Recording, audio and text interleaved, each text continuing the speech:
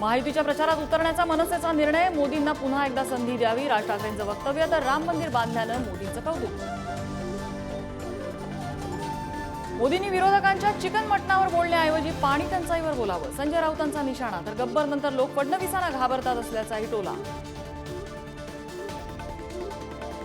धैर्यशील पाटलांचा उद्या शरद पवारांच्या राष्ट्रवादीत प्रवेश, शरद पवार, सुशीलकुमार शिंदे उपस्थित राहणार. भंडाऱ्यातून राहुल गांधींच्या मोठ्या घोषणा, महिलांना वर्षाला 1 लाख, तर अग्निवीर घोषणा रद्द करणार, शेतकऱ्यांची कर्जमाफी करण्याचंही आश्वासन.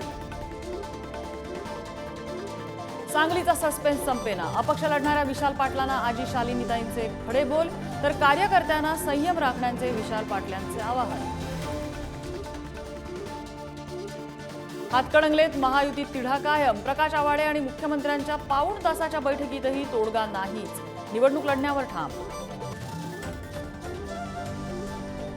उद्या भाजपचा जाहीरनामा प्रकाशित होणार, मोदींच्या हस्ते सकाळी 8:30 वाजता भाजप मुख्यालयात प्रकाशन. तर देशात पुन्हा एकदा मोदी सरकार, पुढारी, सीएसडीएस आणि लोकनीतीच्या मतदानपूर्व सर्वेक्षणातील कल समोर, 44% जनतेचा मोदी सरकारला पाठिंबा.